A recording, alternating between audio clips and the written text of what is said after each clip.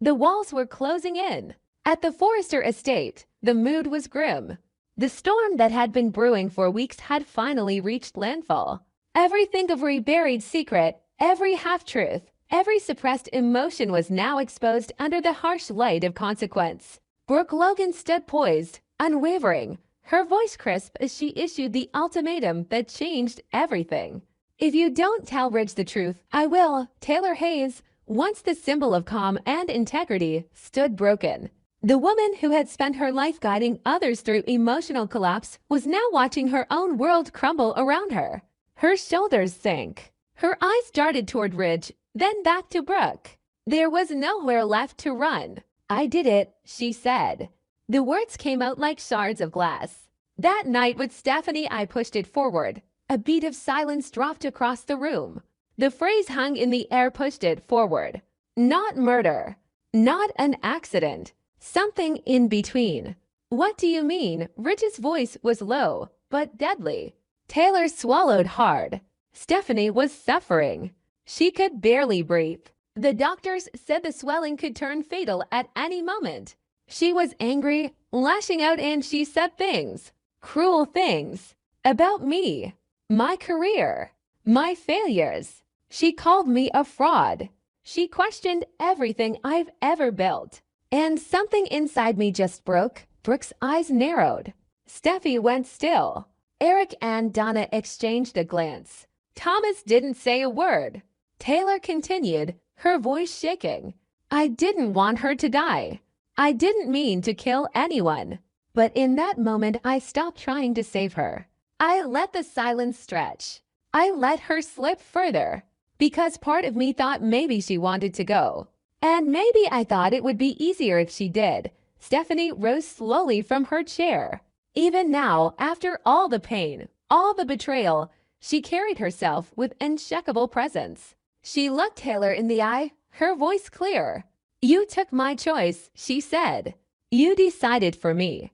You thought you had the right to weigh the scales of my life and death because your ego got bruised." "It wasn't ego," Taylor said desperately. "It was a breakdown.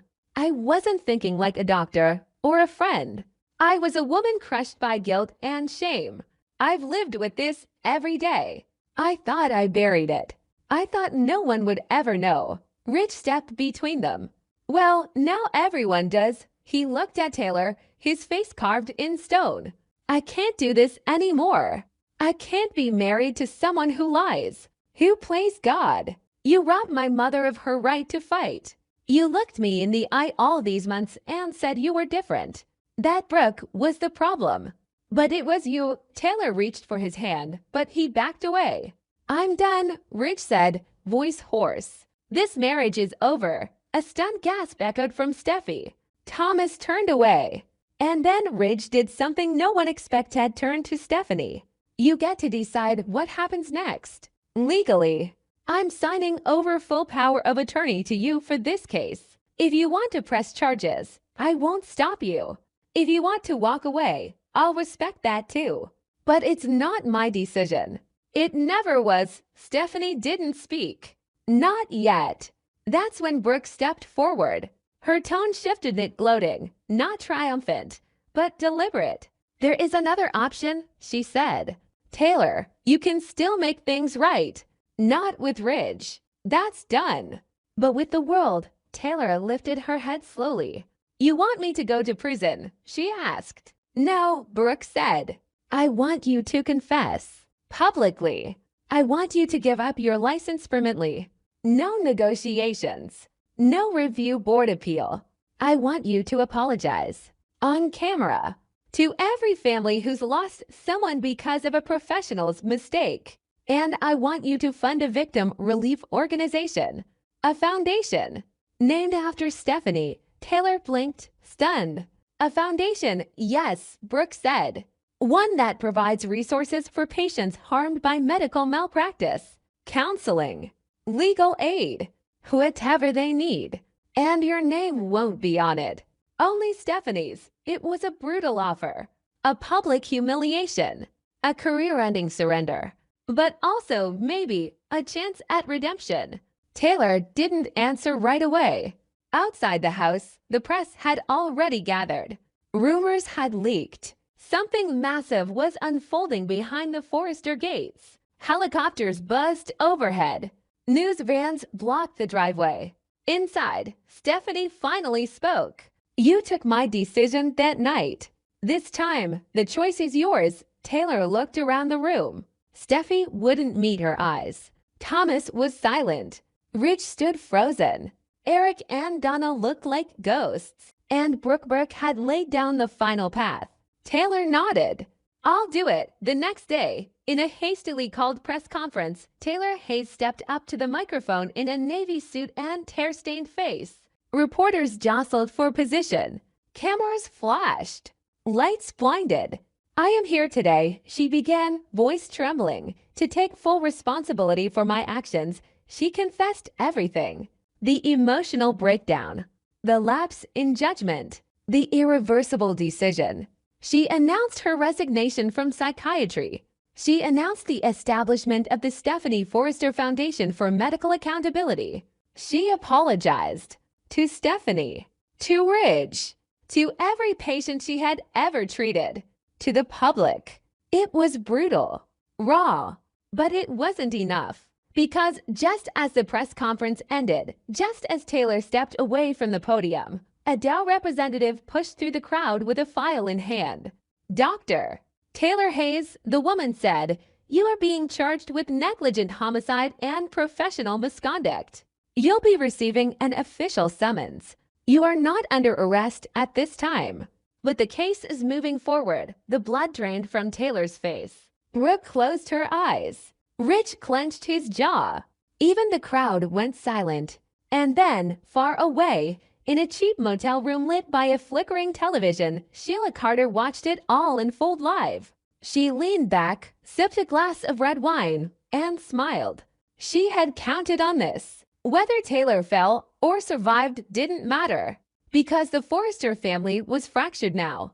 Trust was gone. Loyalty split. Old wounds reopened. And with one nudge and well-placed act, Sheila had done what she'd always dreamed of. She had driven a wedge through the heart of the family. And she wasn't done yet. At Forrester Creations, the atmosphere was electric with tension. Every corridor buzzed with whispers. Every glance carried weight. Something wasn't right, and at the center of it all was Thomas Forrester. Fresh off a flight from Paris, Thomas had returned home with a mission. His eyes gleamed, his steps urgent, his thoughts singular. Get his parents, Ridge and Taylor, married as fast as possible. Not in a few months. Not in a few weeks. Immediately. He framed it as love, as fate, as destiny corrected. But Eric Forrester, patriarch of the family, wasn't buying it for a second. "I've seen that look before," Eric warned Ridge in private. That manic glow. That need to control happiness instead of earn it. "It's not joy, Ridge. It's obsession. And it's dangerous." Ridge bristled at first. After all, Thomas had been working on himself, or so he claimed. Therapy. Time away. Clarity. But as the days unfolded, Eric's words echoed louder. The signs were all there. Thomas burst into the office the moment he heard the wedding was back on. Taylor had called him, thrilled, telling him Ridge was finally moving forward with her. Thomas was ecstatic, but it wasn't normal excitement. It was explosive, breathless, bordering on manic. "We need to set a date. Like this week," Thomas insisted. "No more delays. Let's make this official. I can take care of flowers, press, invites. Whatever it takes. Let's make this happen." Rich raised an eyebrow. "You want me to marry your mother so you can handle the wedding?" Thomas smiled. "Exactly. Come on, Dad. You love her. What are we waiting for?" Eric, watching from the doorway, felt it in his bones. The last time Thomas spoke like that, a woman ended up dead. He wasn't being dramatic. He was remembering. Thomas had once chased Emma Barber's car into the night. She was going to expose a secret. Thomas couldn't allow it. She drove too fast. He followed too close. She lost control. She died. It was never proven. But Eric remembered. Ridge remembered too. There was the mannequin, the life-size replica of Hope Logan that Thomas had kept in his apartment, had talked to, had argued with, had even kissed. At the time, everyone said it was a breakdown. He was treated, monitored, forgiven. Then came the voice app. Thomas had used it to fake Brooke Logan's voice, making a call to Child Protective Services to sabotage her relationship with Ridge. It worked for a while, until the truth unraveled. And Rick, pushed out of a window, twice, miraculously survived. Thomas always had explanations. Accidents, heat-of-the-moment reactions. But Eric kept the ledger. He remembered everything. Now Thomas was spiraling again. Taylor tried to calm her son. "Sweetheart, I appreciate your excitement, but this isn't your wedding. It's mine. And Ridge's. We need to do this our way." Thomas's smile faded. "You always say that, and then you let him slip away." "Not this time, Mom. Not this time." Eric sat Ridge down that evening. They were alone in the study, a glass of scotch in each hand, fire crackling. "You know what I see, Ridge?" Eric asked. "I see a man being railroaded into a marriage to satisfy his son's fantasy. A fantasy built on the idea that if his parents are married, then his chaos makes sense. That he's not broken. That he comes from something whole." Ridge rubbed his forehead. "Dad, I'm tired. Tired of the back and forth with Brooke. Tired of the lies. Taylor's safe. She's honest." Eric scoffed. "Is she? Or are you just looking for peace wherever you think you can find it? Because this isn't peace. This is pressure." Meanwhile, Thomas's behavior escalated. He cornered Ridge at the office, demanding answers. "Why aren't we moving faster? Why haven't you set the date?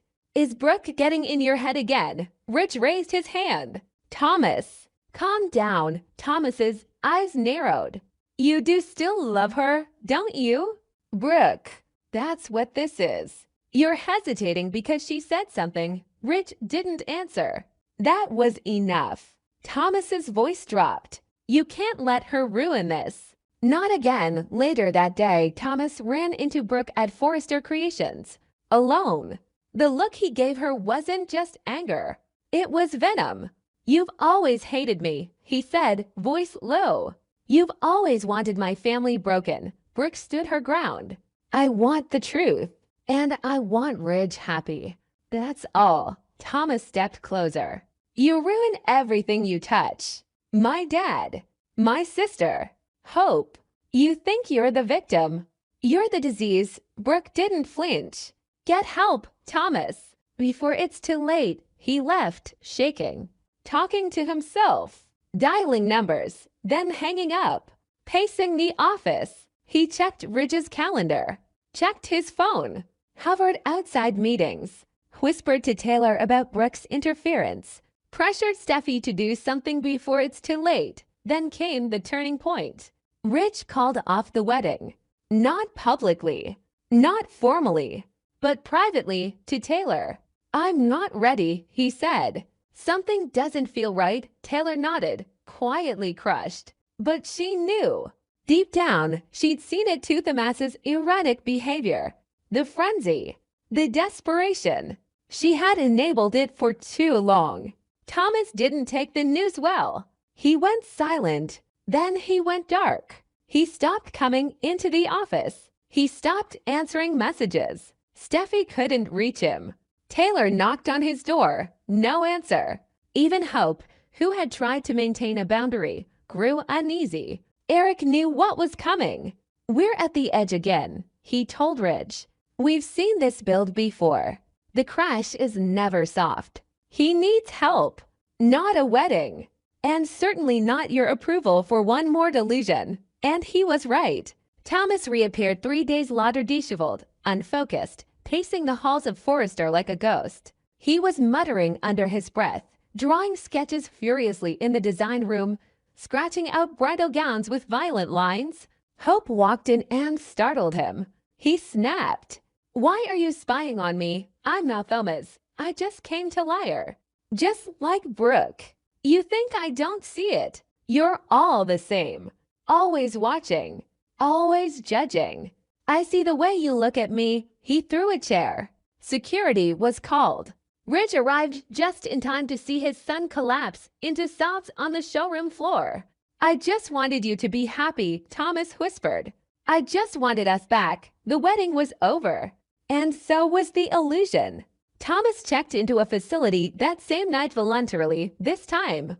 Taylor and Steffi were there, holding his hands. Rich stood in the back, numb. Brooke watched from the shadows. Eric stayed home. He didn't need to see it. He had predicted it all. Because Eric Forrester was the only one who remembered everything. The mannequin, the apps, the windows, the chase, the death, and now this, another spiral narrowly contained. But barely. As the doors of the facility closed behind Thomas, a quiet fell over the Forrester family. The wedding that never happened. The son who couldn't hold it together. The father who finally chose reason over guilt. And somewhere in a quiet corner of Los Angeles, Sheila Carter watched the headlines on her burner phone. She smiled. Because while everyone was busy watching Thomas, no one was watching her.